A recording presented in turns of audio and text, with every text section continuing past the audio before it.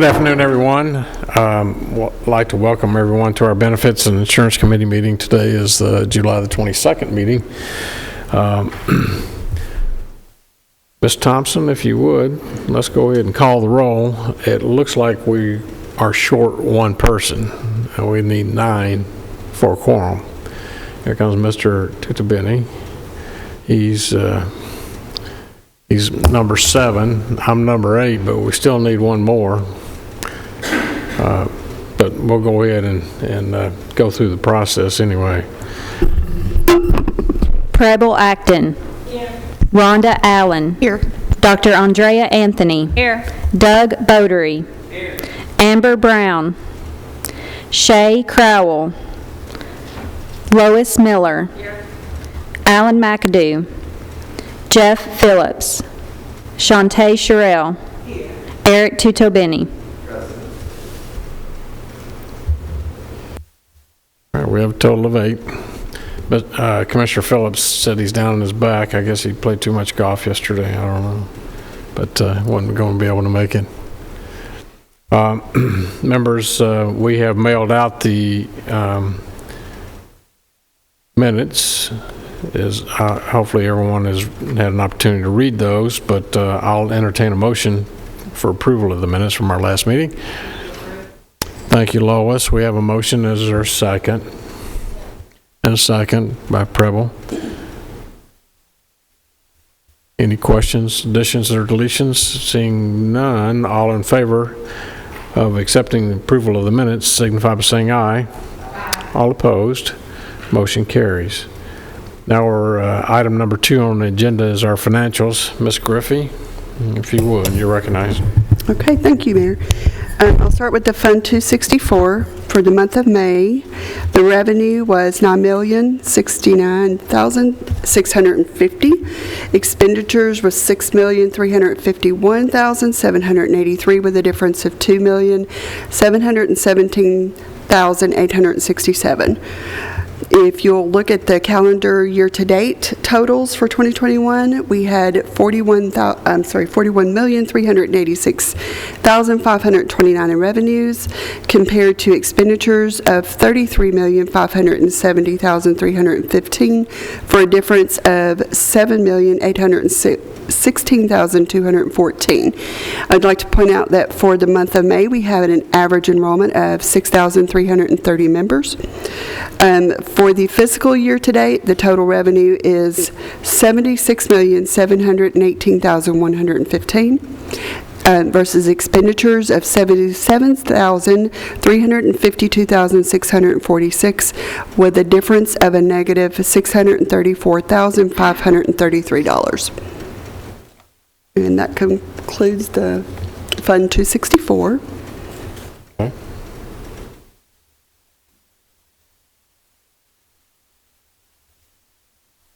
There's Amber. Comes Amber. Now we have a quorum. That's good. Thank you. We knew you were coming, Amber.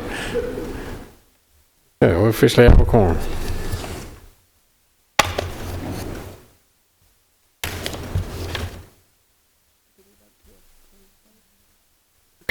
Okay, then we'll move on to the Fund 266. That is the on-the-job injury and the workers' comp fund. The Fund 266 for fiscal year for May. In workers' comp, we have $4,042.15.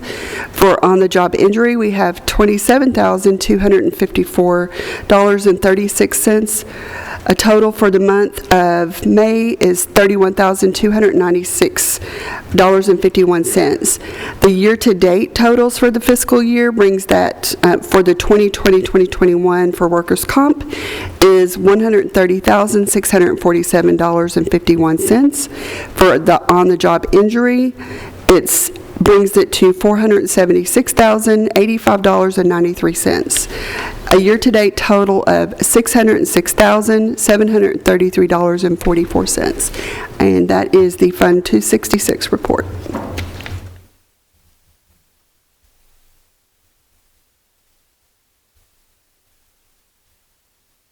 That concludes the financial report. Yes. Is there a motion to accept the financial report? Have a motion from Ms. Acton. Is there a second? Second. From Commissioner Allen.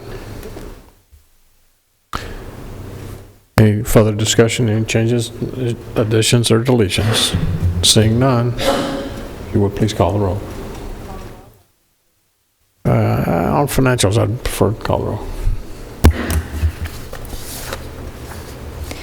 Preble Acton. Rhonda Allen. Yes. Dr. Andrea Anthony. Doug Bodery. Amber Brown. Yes. Shay Crowell. Let's see, she's not here. Lois Miller. Shantae Sherrill. Eric Tutobeni. Motion carries. Thank you. Next, we have work comp and OJI. Ms. Griffey? Okay, so I will be reporting for the month of May and then for the month of June. So for the month of May, the accident frequency is a total of 9, bringing the calendar year-to-date accident frequency to 74. Of those 74, 54 of those injuries are OSHA recordable. 24 of those claims were restricted day claims. Total number of the restricted days is 845. Lost day claims is 12, with a total number of lost days at 227. Other recordables was 18 total. So if you look over to the chart, you'll see the comparison year-to-date for the claims as compared to the 2 prior years, and as well as over to the incurred claims. You will see how we compare to the prior 2 years, sitting at $306,000. If you flip over to the last page, you'll see the breakdown of the injuries. Of those 9 injuries, 8 of them occurred at the Board of Education. 1 occurred at the County General, specifically the Sheriff's Department. And that concludes May. Okay. And I'll move on to June. For the month of June, the accident frequency was a total of 15, bringing the accident frequency year-to-date up to a total of 89. Of those 89, 62 of those injuries were total recordable for OSHA. Of those claims, 29 had restricted day claims. The number of restricted days was 1,076. Lost day claims were 13, with a total number of lost days of 265. Other recordables were at 20. If you flip over to the chart, again, you will see how current year to date compares to 2020 and 2019. For claims, and on the job injury incurred, if you flip over to the last chart, it shows how we compare it $365,000 of incurred dollars to the first 2 prior years. The last page shows for the month of June the injuries that occurred. 9 of those injuries occurred at the Board of Education. 6 of those injuries occurred at County General departments. There's a breakdown below of what departments those occurred in. 2 occurred at the Sheriff's Department, 1 at Juvenile Court, 1 at PAWS, 1 at EMS, and 1 at Solid Waste, for a total of 6. And that concludes the total. All right, you've heard Ms. Griffey's report on work comp and OJI. Is there a motion? A motion for adoption. Is there a second? Second.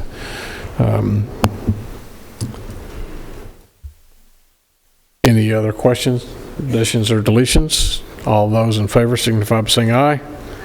All opposed? Motion carries. Next, we have the wellness report. Mr. Chapa, Cygnus Wellness. Looks like you're well today. Giving a wellness report. Go ahead. And I'll be giving the month of June and the month of July report as well. For the month of June, the Motivate Me incentive program for annual physicals, we had 1,438 versus 980 in 2020. Biometric screenings were at 1,966 versus 1,612. Health assessments were sitting at 601 versus 363. Mammograms, 705 versus 613. OBGYN screenings, 1,025 versus 974. Colon cancer screenings, 248 versus 271. Cervical cancer screens, 1,051 versus 860. Prostate exam screens, 378 versus 276, I apologize. Flu shots, 2,027 versus 1,873. For the Motivate Me goal that we added, working with a health coach to achieve a health goal, we've had 8 individuals in June. For the next goal, working with a health coach to overcome a chronic health problem, we've had 6 individuals meet that goal. And then for the AMATA goal, we had 3 individuals complete 16 weeks of the AMATA program. So in June, to date, those completed with their entire incentive requirements was 2,371. I'll go ahead and move forward to the current one, which is July 2021. So for annual physicals, we're starting to see an uptick in a lot of the incentive screenings and other things like that. So annual physicals were at 1,668 versus 1,249. Biometric screenings, we've seen a large uptick, 2,198 versus 1,726. Health assessments, we're sitting at 771 versus 416. Mammograms, 784 versus 710. OBGYN screenings, 1,162 versus 1,176. Colon cancer screens, I'm happy to report we're at 297 versus 290. We've seen that rise. We've also, a reminder, we've done the Cologuard campaign. I'll talk a little bit more about some of the numbers we have from that. But we did see that increase. We were a little bit lower and behind from previous years, so that is an improvement. Cervical cancer screens, 1,185 versus 1,008. Prostate exam screenings, 424 versus 305. Flu shots at 2,027 versus 1,876. For the month of July, work with a health coach to achieve a health goal. We had 9 individuals complete that goal, so that was an uptick there. Work with a health coach to overcome a chronic health problem. That moved up to 7, so I believe 1 or 2 individuals completed that goal in addition for this month. And then the AMATA goal for completing 16 weeks was at 3. Currently, to date, 2,809 individuals have met their Motivate Me 3-point incentive requirement. Now, that being said, that brings to light, we have sent out a communication to all users at the end of June just to remind them of the incentive program, that it's active this year. Also keeping in mind that as we get into August and September, we see the highest uptick of individuals trying to get into the clinics, trying to get in local providers to get those knocked out. We're really trying to get ahead of the ball game and remind people that not everyone is going to be able to access those clinics at once if we have 5,000 people hit them at once. So again, we're trying to communicate and really get the word out there as much as possible. Get your incentives completed as soon as you can. That way you don't have to wait in line and other things like that. So that communication went out at the end of June. We're continuing to monitor that. We're also continuing to monitor future communications and other things as needed. But again, just as a reminder and as leaders, if you can help us get that message out that we need to get those incentives, they are active and we're communicating as much as possible. And thank you, Dr. Anthony, for helping us with that too. It's been very vital with that. Mobile mammography, I've actually got one scheduled for tomorrow at Smyrna County Clerk. So the scheduler went out, I believe, last week. I believe we filled all but 2 appointments on that, so that is an excellent turnout for that, and that'll run from 9 to 4 p.m. Talking a little about the Cologuard campaign. So we had a 3-month Cologuard campaign. It actually ends at the end of this month. And so to give a ballpark idea of how many we had sent out, ordered, we sent out, I believe we had 3,700 individuals ballpark that were eligible in Rutherford County to partake. We sent out communications to all those individuals. We had 143 kits ordered by the clinics, and thank you, Beth, for providing this information at the last minute here. 41 kits were delivered. We've had 12 that have been sent back in or are currently being processed. We've got 9 that were unable to be processed, and we're processing 8 currently. This resulted in 73 complete Cologuard campaigns, 4 of which identified characteristics or things that needed further research. So we identified at least 4 individuals out of those 73 that needed to have follow-on care and identify something. So again, campaigns continue to go on right now. We're evaluating whether to continue it. going into towards possibly even the end of the incentive period. So that's something that we're continuing to evaluate and look at, so we may be able to extend that program. But to just give you a little bit of feedback on that Cologuard campaign. And I believe that is everything I have for my report. Any questions for Mr. Chapa? Lois? I'd like to ask questions about the last three, the ones working with a health coach and the OMADA. And I heard you say that we had an uptick in the health coaches, so that's a good thing.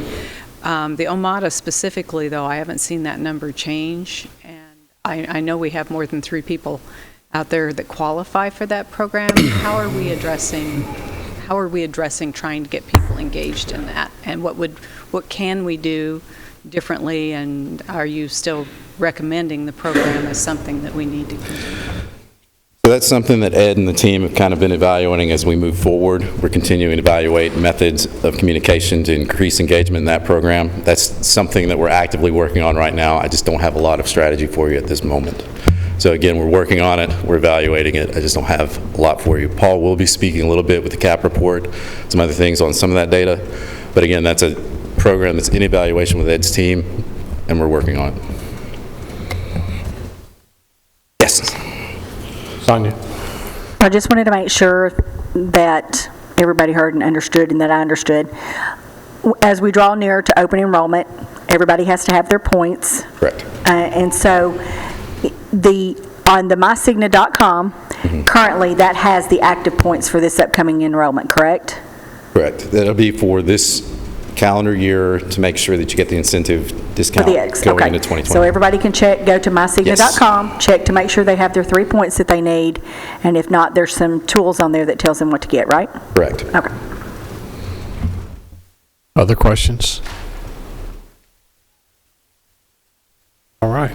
Thank you, Mr. Chapman. Thank you. Okay. Next, we have item number 5, MedPoint report. Amber O'Neill, our clinic director.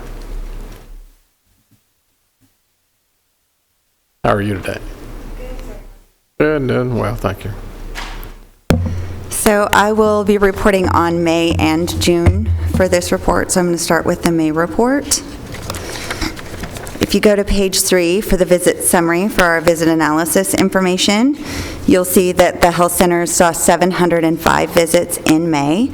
Of that, 570 unique members were seen, meaning that that was 570 individual people, not necessarily multiple visits, individual people. Of that, New Salem saw 296. Stewart's Creek saw 221. Walter Hill saw 188. On page 4, on the visit summary by member type, we saw 144 children, 477 employees, and 84 spouses for that total of the 705. On the appointment type summary, 105 members had more than one visit in the month of May. 1 member had 5 visits. 6 members had 4 visits. 98 members had 2 to 3 visits. Our visit types, we had 88 annual visits, 33 dietitian visits, 365 established patient visits, which, as I've explained previously, could be anything from, a medication refill to the flu. Just anything that we've already seen them before and they're coming in for some type of acute care. We saw 30 new patients, 71 nurse visits, 15 telephone-only visits, and 103 telehealth virtual visits, which included the video component. On page 6, on our visit summary by day, May had 25 available scheduling days versus April that had 26 scheduling days. There were 5 Saturdays in the month of May, and Monday was the busiest day for the clinics in the month of May. In-person versus virtual appointments on page 7. We had 118 virtual visits in the month of May. Walter Hill continues to be the one that has the highest virtual visit utilization. Again, with the landscape of Walter Hill, that makes a lot of sense with only 1 exam room available. Of that, New Salem saw just over 15.5% of their visits virtually. Stewart's Creek, 12.67% of their visits virtually, and Walter Hill saw just over 23% of their visits virtually. Of those virtual visits, 73% approximately were done by choice, meaning that there were no symptoms that would keep them out of the clinic. They just chose to be seen virtually out of convenience. And 27% were seen virtually due to the fact that their symptoms may keep them out of the clinics to be seen at home because we were worried about their exposure or they chose not to expose others.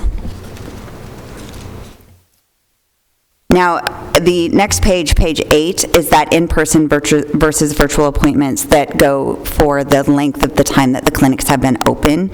You will notice that the spreadsheet starts in October, but the data itself actually goes all the way back to September. We just condensed that due to space.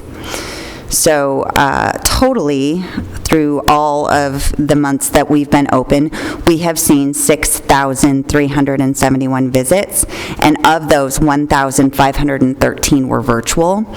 In the month of May, we did see a little bit of a reduction in taking advantage of that virtual option because we normally hover somewhere around 25%, but we only saw just over 17% total virtually in the month of May. On page 9, we go over our referral summary. So we had 73 total referrals that were made by the clinics in the month of May. New Salem did 31, Stewart's Creek 16, and Walter Hill 26. Of those, the top 2 were to gastroenterology and dietitian with 13 visits each. With the Cologuard campaign being active, that's not surprising that 13 of them went to gastroenterology. As we screened the patients, some of them would not qualify for a Cologuard screening and would need something more in depth, which would require a referral to gastroenterology for things such as colonoscopy.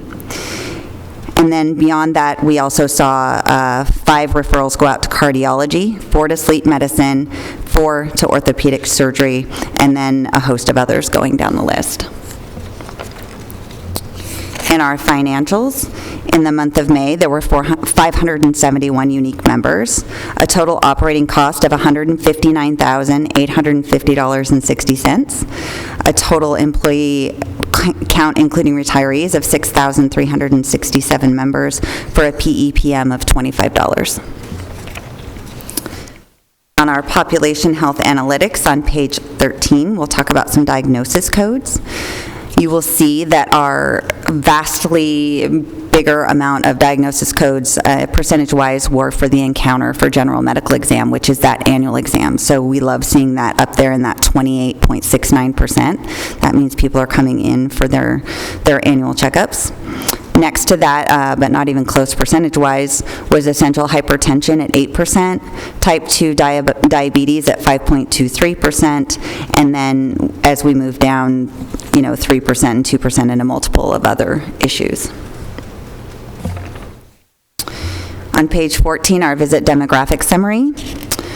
We saw 105 in the age of 10 to 19. 60 in the age of 20 to 29, 86 patients in the age of 30 to 39, 159 patients in 40 to 49, 180 patients in the 50 to 59, 69 patients in the 60 to 69 range, 28 patients in the 70 to 79 range, and 6 patients in the 80 to 89 range. In May, the female members were the highest demographic seen at 67.24%, and the age range of 50 to 59 in the female and the male population were the highest population seen. And then on page 15, on our BMI, I was sad to see that we are again in that highest for female members, that the percent of BMI is in that obese category of 40 plus, and the male members' highest category of BMI was in the overweight category of 25 to 29.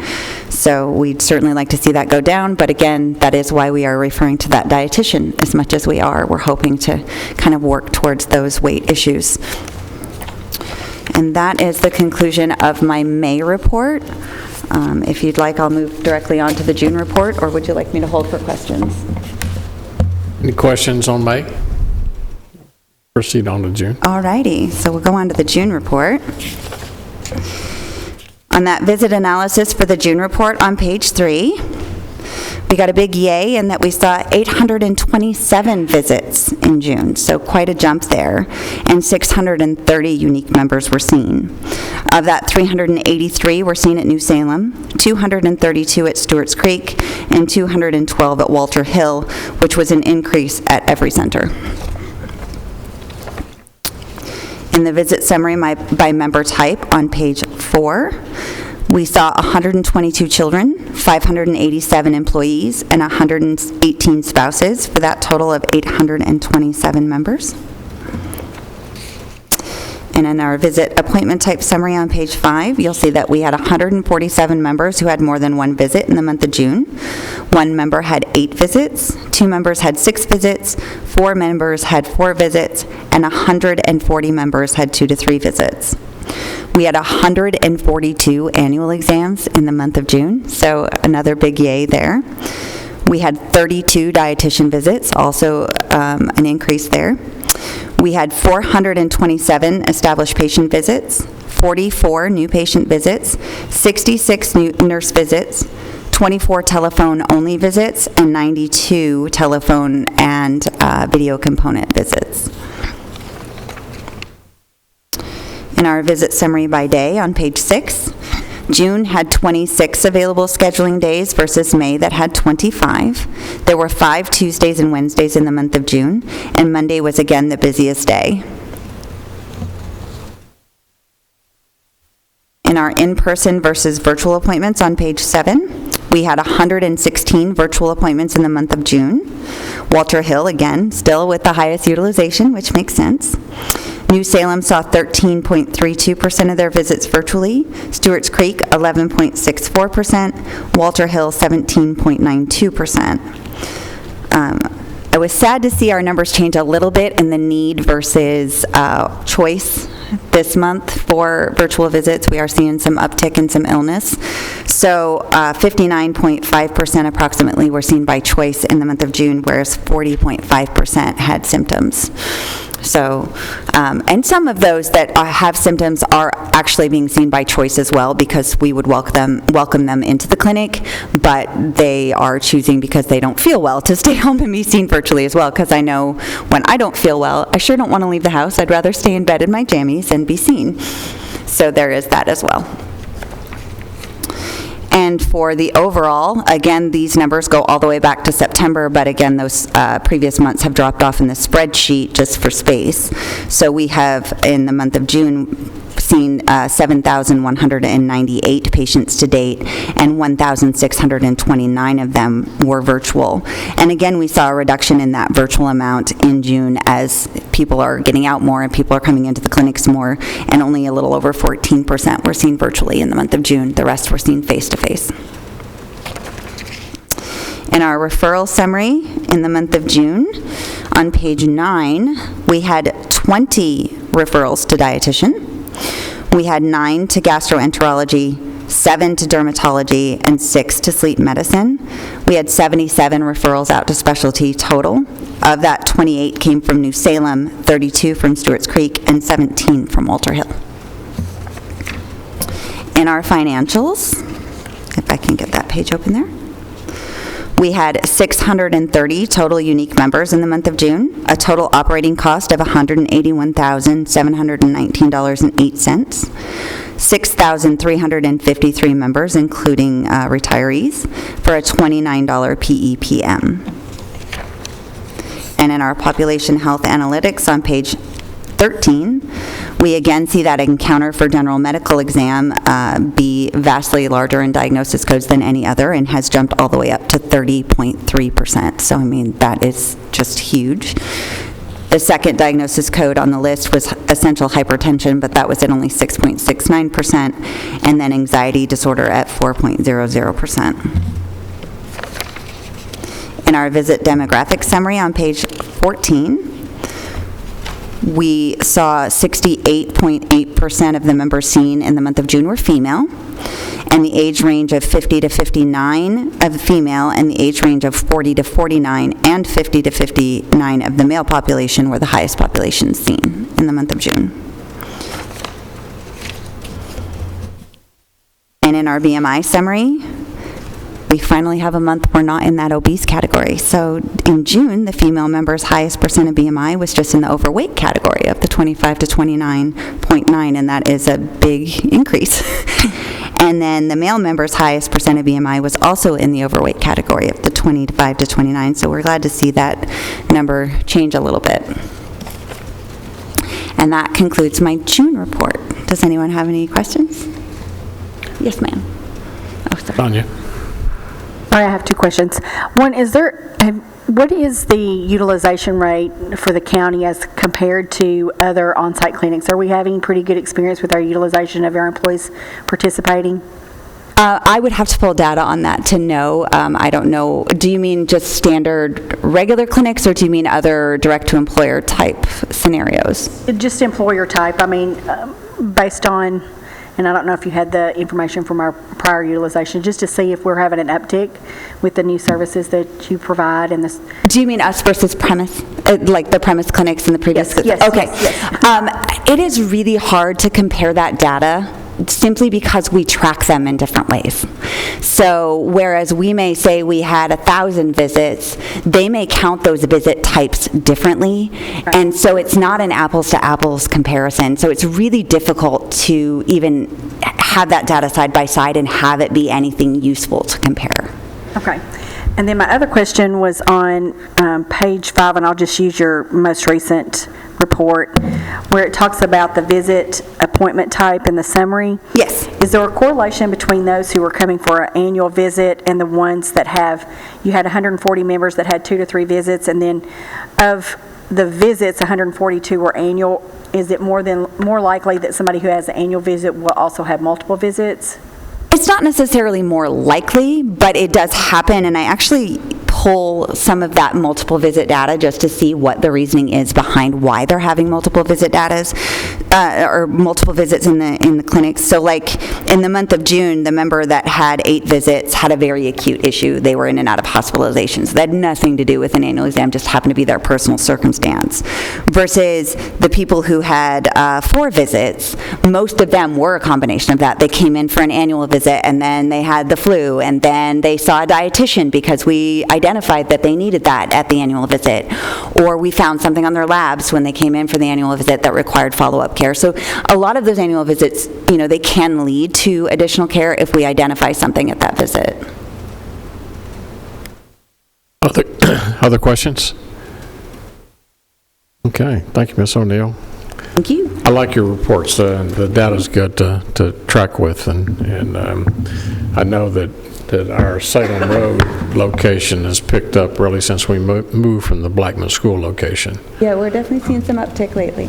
Yeah, exactly. Thank you, sir.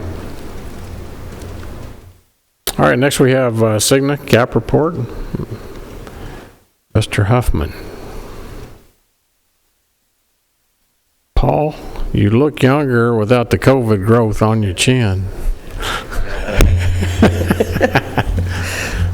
Yeah, thank you, Mayor. All right.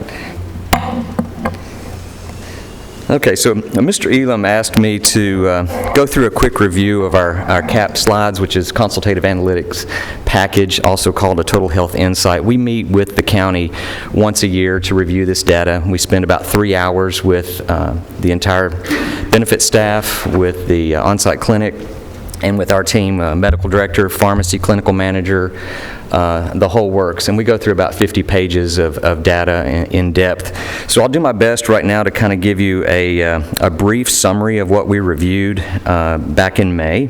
I'll go through about 14 pages, just capturing just a quick highlight from each one and kind of go through quickly. And then if there's any questions or if you see something that I went through too quickly, just stop me and then we'll dive into it. So if you have the document on your iPad, it's the Total Health Insight. Everything that I'll be talking about is a discussion and a review of calendar year 2020 versus 2019. So now that we're doing everything on a calendar year basis, this is the review we're doing, and everything will be based on the active population. So for this discussion and for this review, we're not going into the retiree data and to the Medicare data, just the active. When we talk about catastrophic claimants, we look at claims that are over $100,000 for an individual, and that's what we call a catastrophic claim. And then throughout the presentation, where we see norm or normative, that's our Cigna book of business for municipality government clients of ours under the age of 65. So we're trying to give you a benchmark as close as possible to your industry and what you have. The only difference being this is going to be, our normative is going to be based on the entire nation, not just Tennessee, because we don't have enough data to go from that comparison. So if you'll turn to page 2. A couple of highlights from our executive summary. In the top right, the one thing we talk about and we look at is a year-over-year trend. And as you can see in the top right, the total plan spend year-over-year, 2020 over 2019, for the total plan, medical and pharmacy, was 5.3% increase year-over-year.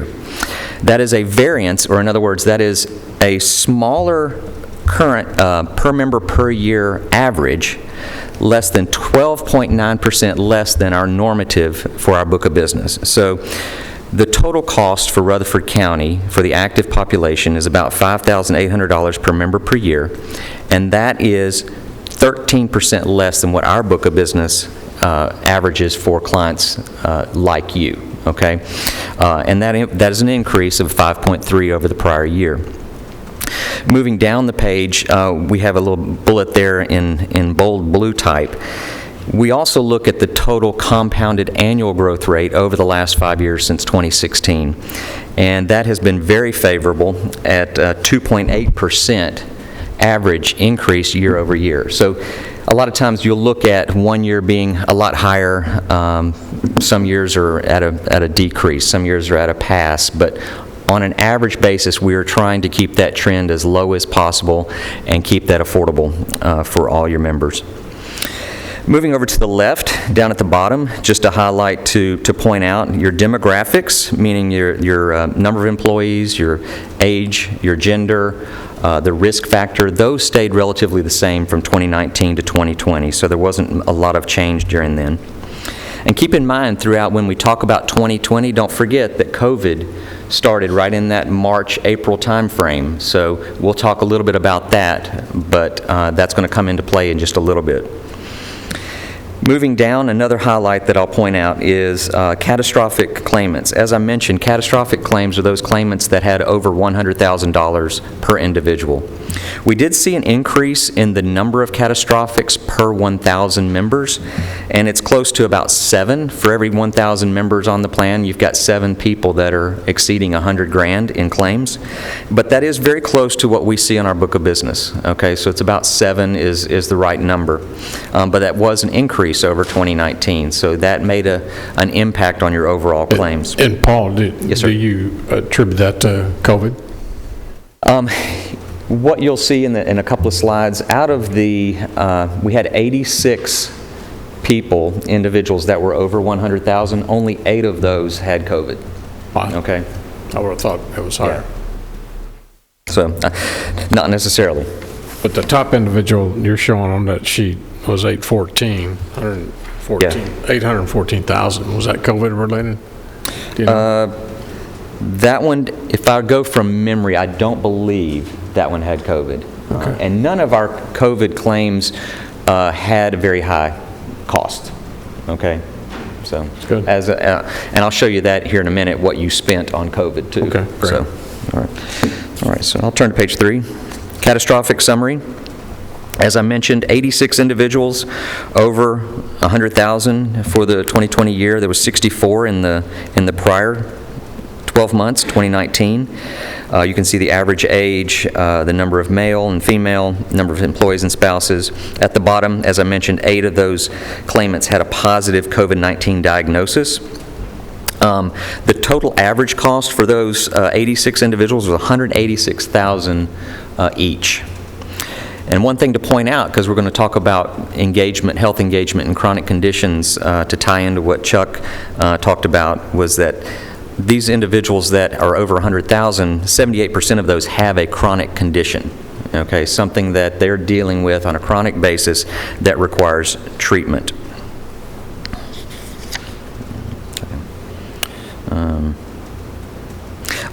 One other thing I wanted to point out. At the bottom left, it's interesting to note, we have 86 individuals in 2020 over 100,000, but when you look at the 64 that were in the prior year, they're not the same people.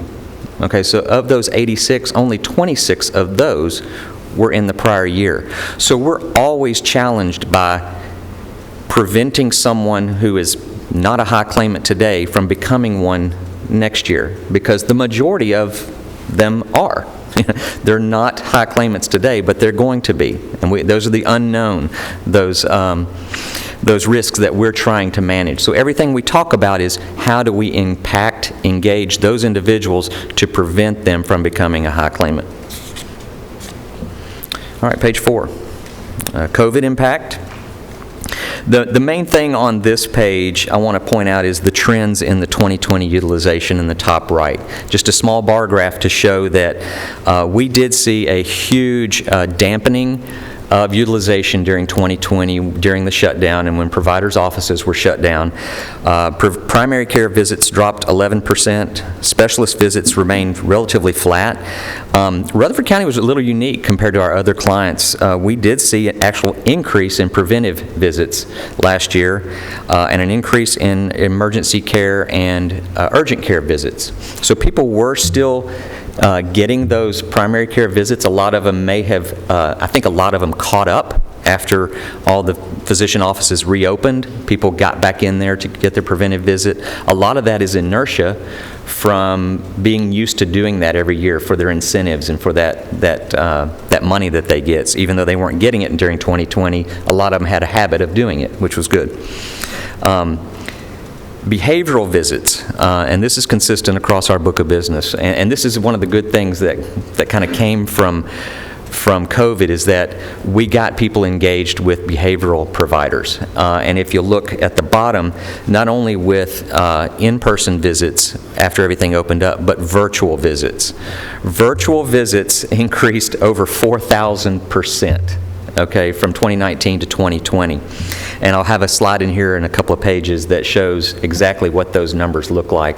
But that's here to stay. Virtual care, telemedicine, telehealth is here to stay, especially for behavioral care, because as the doctors say, behavioral care is something where a doctor doesn't really have to put his or her hands on a patient. Okay, that is something done with voice and mind, and a lot of times it's done even more effectively over the phone or through a virtual environment where the person feels safe in their environment, able to have that conversation in a confidential manner.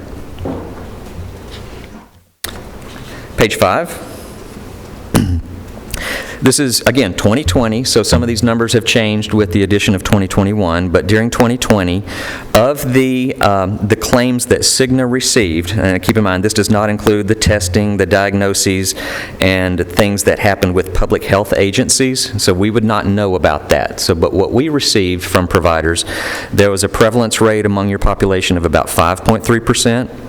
Of those tested, which we tested 4,348, last year, we diagnosed, or there was a COVID diagnosis on 652 of those people that were tested. The total spend during 2020 was right at $730,000, and that's for both testing and treatment. And keep in mind, the public health emergency has been extended through October 17th, I believe.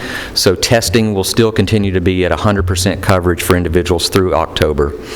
Treatment now is shared according to the medical plan that you have. And one incidental note, this is not in this presentation, but I looked this up before the meeting. We have 2,805 individuals that have been vaccinated as of the end of June. Okay, so that, again, that's vaccinated claims that Cigna has received from providers, so it would not include those that received a vaccine through a free public health site. But just to give you that number, we do have about 2,800 vaccinated. I think there's about 13,000 members on the plan to be considered. Page 6. So like I said, virtual care has played an important role during this COVID-19 pandemic.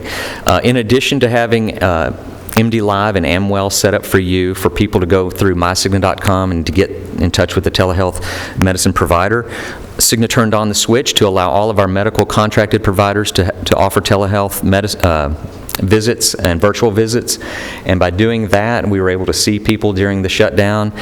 People got in, and as you can see in the top left, we had 156 virtual visits through Amwell and MD Live.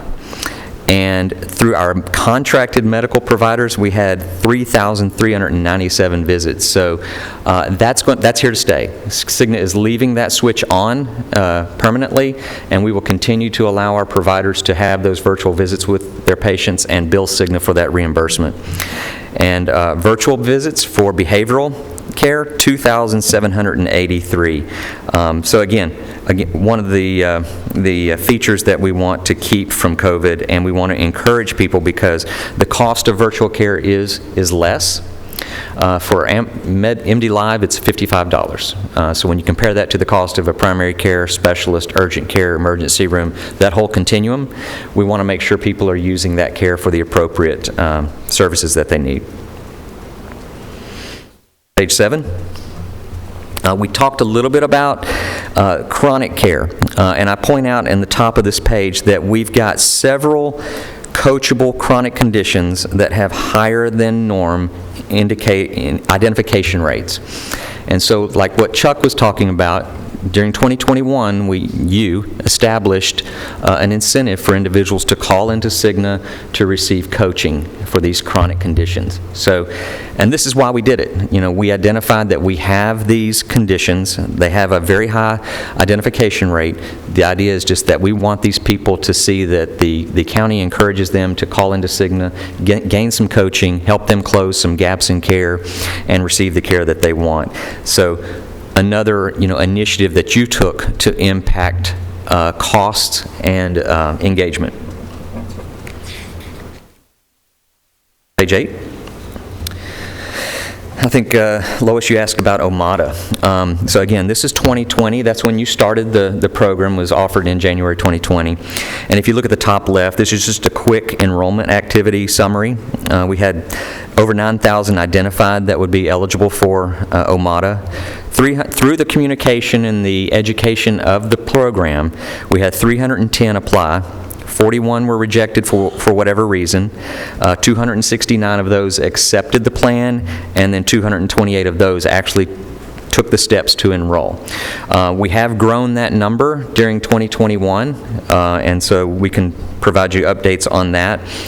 But we are having quarterly meetings with OMADA, with Ed and Jane and his team, and we're talking through what's going to be the best method to continue to campaign this out and educate people.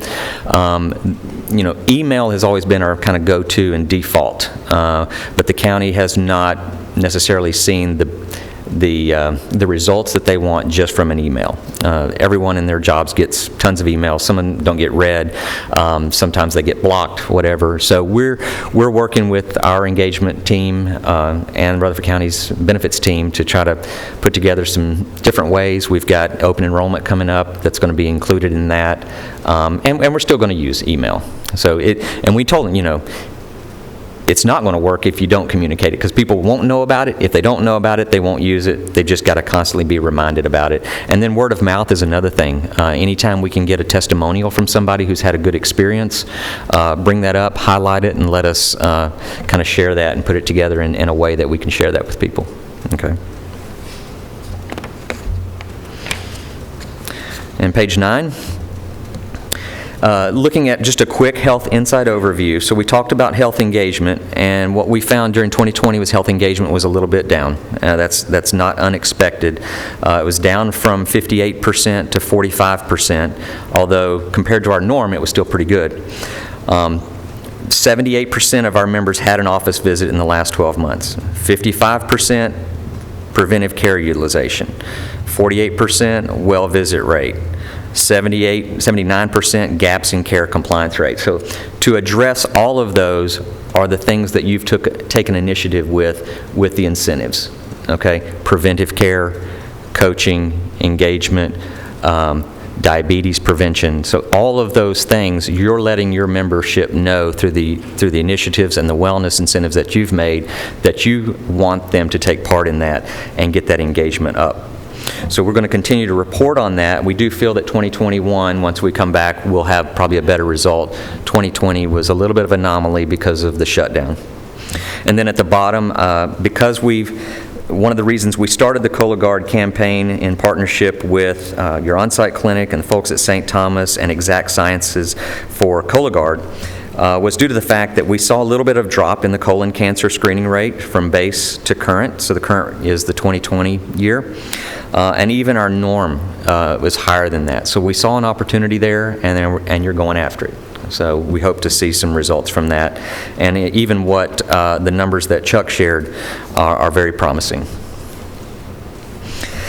And then moving through our presentation just quickly, the next 2 or 3 pages have to do with Cigna and our acquisition of Express Scripts Pharmacy. At the end of 2018, we acquired one of the largest pharmacy benefit managers in the nation, Express Scripts, to create the new Cigna Pharmacy relationship. We did this to improve healthcare coordination and to lower costs. That's our main goal. Coordinate care, lower cost. And through that, we also received a little diamond, if you will, among their entities is the Accredo Specialty Pharmacy Organization. So now that's part of our portfolio, and that's where we deliver and provide all of our specialty pharmacy to our members. And as you can see at the bottom, Accredo represents about 28 pharmacy facilities across the nation, 15 therapeutic resource centers. Those are therapeutic resource centers that have anywhere that divide up 200 physicians, 500 pharmacists that are all specifically trained and specialized in certain conditions. So someone with rheumatoid arthritis that is receiving a specialty medication is going to be paired and coached through Accredo Pharmacy in that condition specifically. They're also going to connect them with copay assistance and get them the lowest cost that they can on that care and on that prescription that they need. The other thing to point out is that anyone who needs a specialty pharmacy, a prescription, is going to go through a rigorous review to see, number one, do they have the proper diagnosis? Is the prescription valid for the condition that they have? And are they educated on how to use it so that they are going to be in compliance with it? Page 11. One thing we added in 2020 through our Express Scripts acquisition is Safeguard RX for Cigna. And during 2020, we actually returned money to the county. So what we've done is we have negotiated using our leverage with the pharmaceutical companies to provide credit or money back on these prescriptions for inflammatory conditions, oncology, and multiple sclerosis. Anytime a prescription is given for those conditions and is discontinued for any reason, whether it didn't work, they decided to go another route, if there's a discontinuation, we will receive a credit for that back and return that to the county. Okay, and that started in 2020. We've already returned $7,000 to the county for that purpose. Safeguard RX also encompasses negotiating cost caps for certain rare conditions of cardiovascular, and we also have a medication adherence coaching program for the conditions that you see over on the right. So again, enhancing the savings and services that we can provide to you through our pharmacy arrangement. Starting in 2021, so this was not reported for 2020, but some of you may benefit from this, or you may know someone who will benefit from this, but Patient Assurance Program was started in January 2021 and provides a maximum member cost share of $25 for insulin.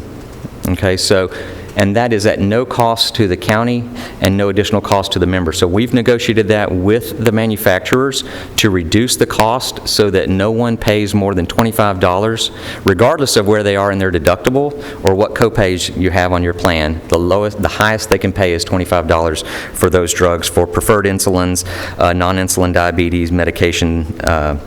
You can see them listed over there on the right. We anticipate during 2021 that this program will save about $117,000, with most of that being member savings. So our goal is to make care when members need this insulin to make it affordable.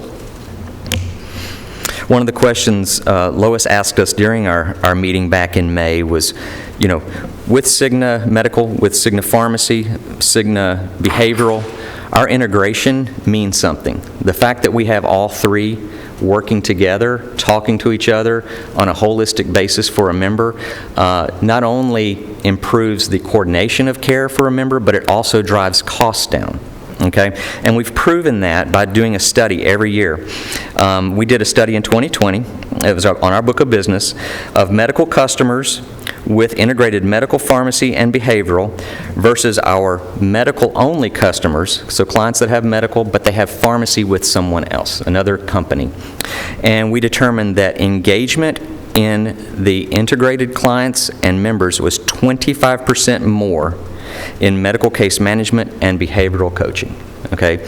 What that did was that drove approximately $227 per member per year.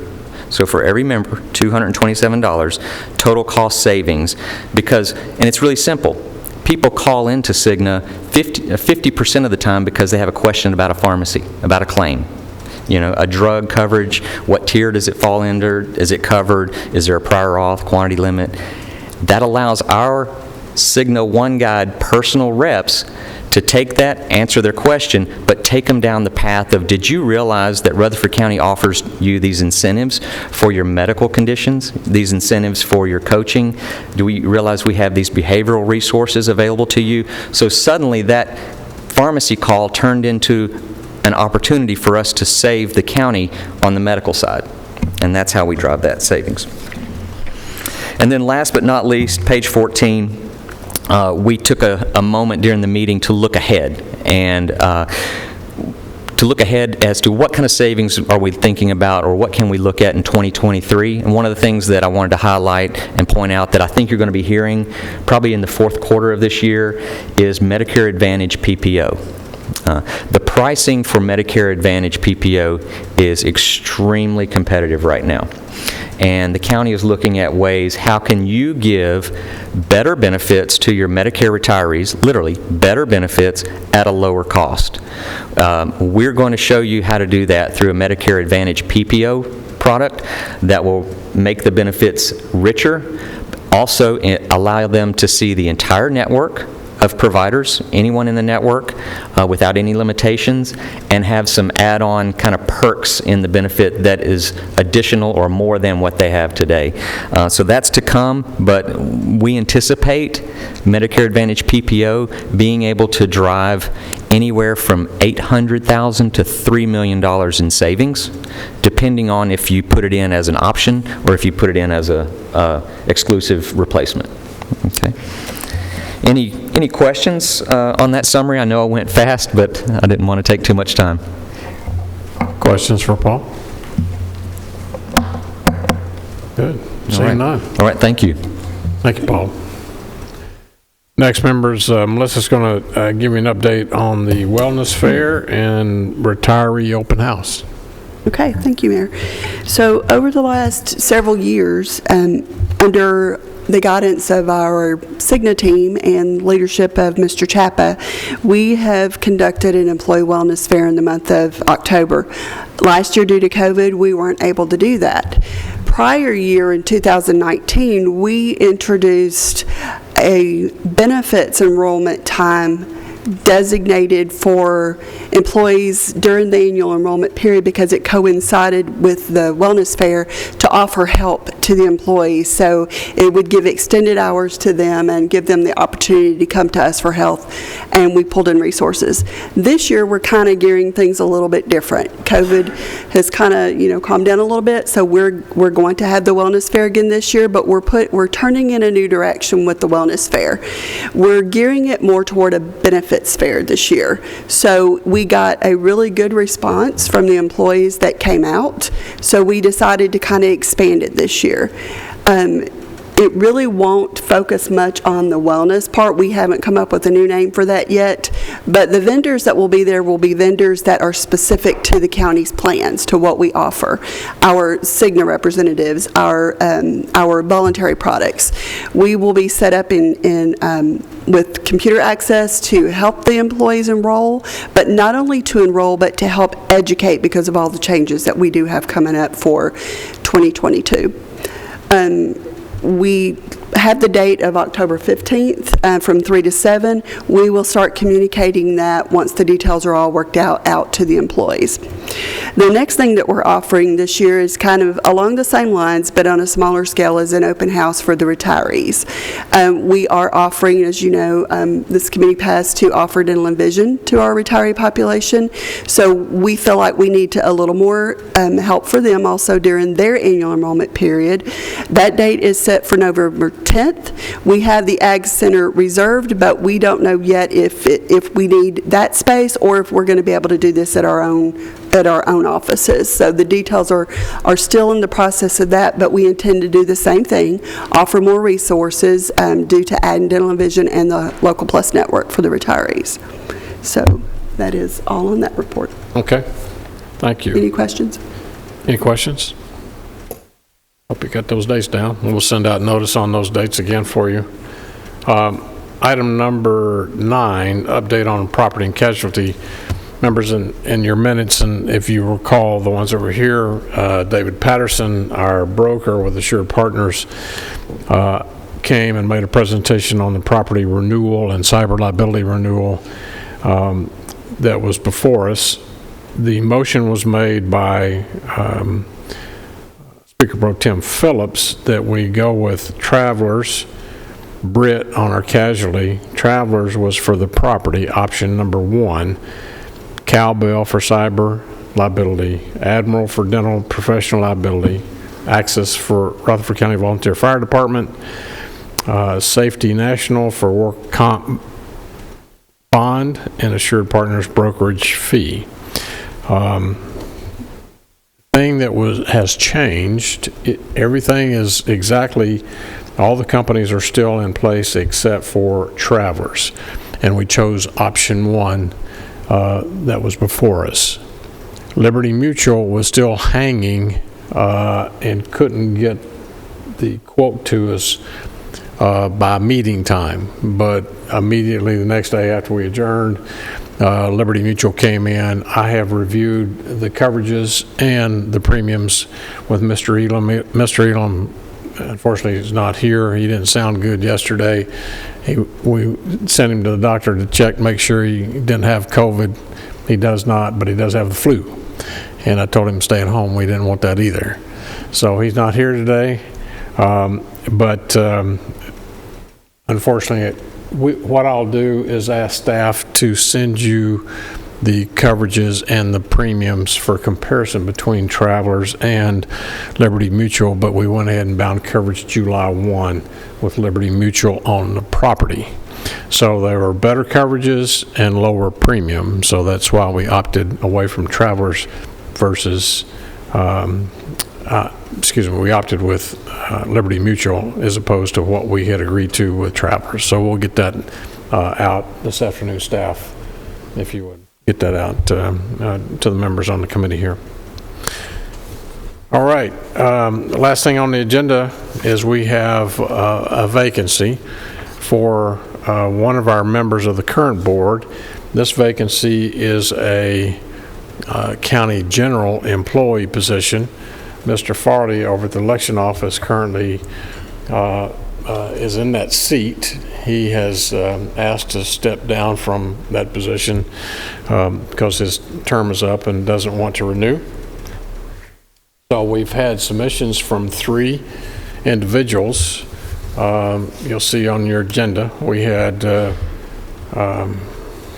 Michael Curtis over in OIT. We have Mr. Brian Gaither with EMS. Michael Sanders, Joshua Michael Sanders.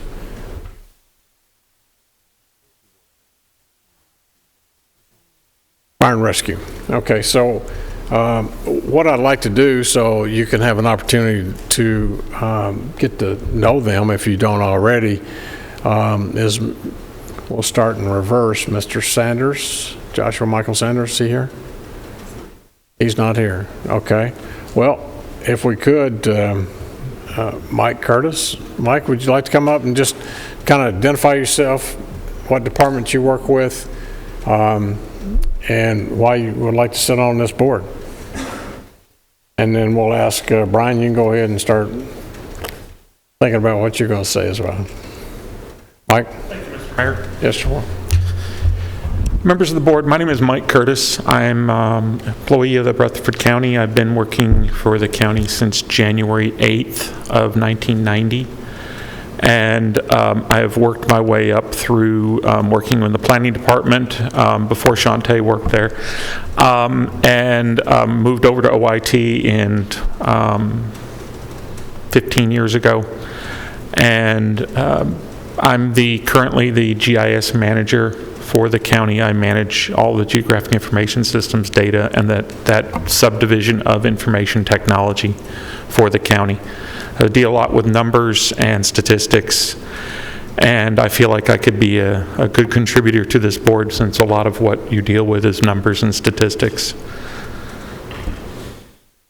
I've also been in community service. I've 15-year volunteer fireman.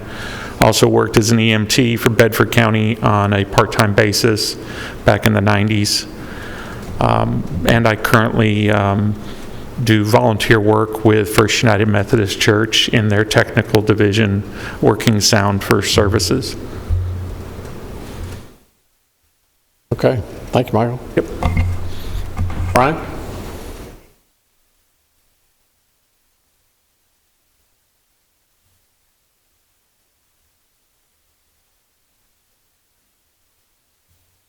My name is Brian Gaither. I work for Rutherford County Emergency Medical Services. I've been with the county for 25 years. I've tried to be part of this board a couple of times in the past, unsuccessful. I think maybe you might have got me the last time whenever you got on. There was, we've had the ambulance service has had a representative on this board. We're the second largest employer. I was asked again to try to be on this board, so I'm just here to. We do deal with insurance, not on the basis like you guys do, but I do have some, familiarities with it, and that's it.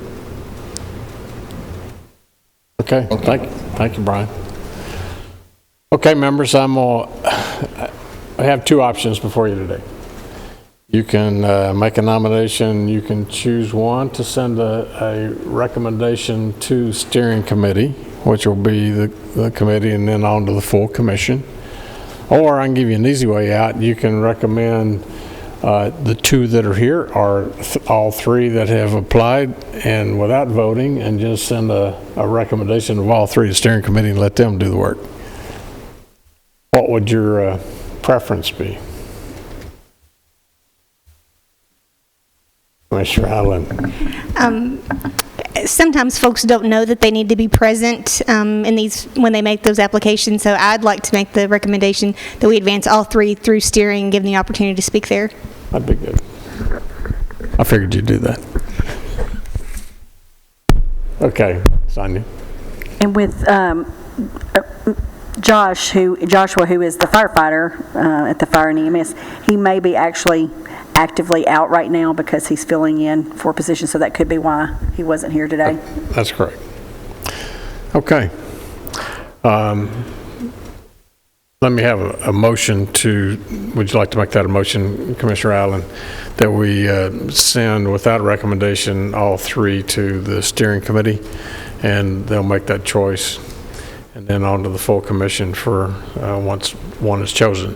So you guys make sure that you put that on your agenda, and we'll get word out to the third person and make sure that all of you show up so you can do the same thing in front of the steering committee. And we'll go from there. Anything else to come before the board today? Yeah. You made the motion and a second.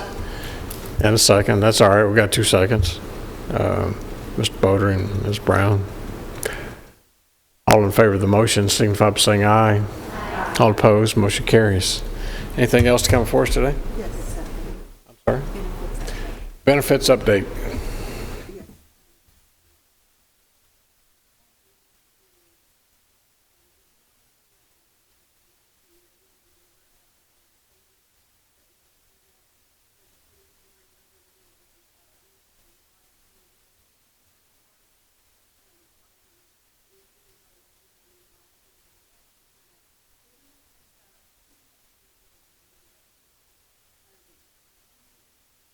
We're rolling out our new benefit system, as some of you may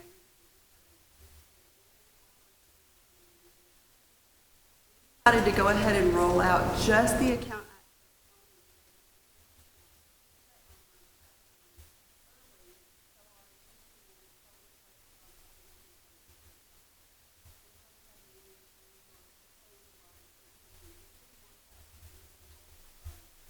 We didn't want that to intermingle during annual enrollment when we're trying to help employees understand the benefits, to have to try also to help with, getting signed up for an account. So that was the purpose of doing that. We have rolled that out to the county general population and some of our smaller groups, and we intend to roll that out soon to the Board of Education group. There's a timing issue with them because we have a new school year starting. We want to be strategic in rolling that out, make sure we do it at the right time so everyone gets the opportunity. The other things that we're working on, of course, are emails. We're trying to be very strategic with the emails also that we send out. You have to communicate quickly but informationally to make sure that the key points that really we need to focus on, that the employees are getting those and understanding them so we can offer the help. We've got videos that we will be sending out. We are very actively working on our enrollment guide, our big guide that we put out in other communication pieces and flyers. We also are putting in an appointment scheduler, an online appointment scheduler that will help employees just be able to go online, choose what they need an appointment for during the annual enrollment period so they can sign up for a time slot to come make an appointment with us in addition to the wellness fair, benefits fair that I talked about, and get some help from either our staff or our Cigna staff, or we're pulling in other resources to make sure that employees get everything they need. And then, of course, we've already talked about the benefits fair, so that's the other piece that we're offering also to employees that help in education. So these are some of the things that will start going out mid-August and will continue through the month of September, and then, of course, our annual enrollment period kicks off October 1st through October 29th. We did, again, if you remember, extend that to 4 weeks this year, just so we can make sure that we are getting as much information to our employees as possible. And that is all I have, Mayor. Okay, any questions on that? Seeing none. Motion to adjourn. So move. We're adjourned.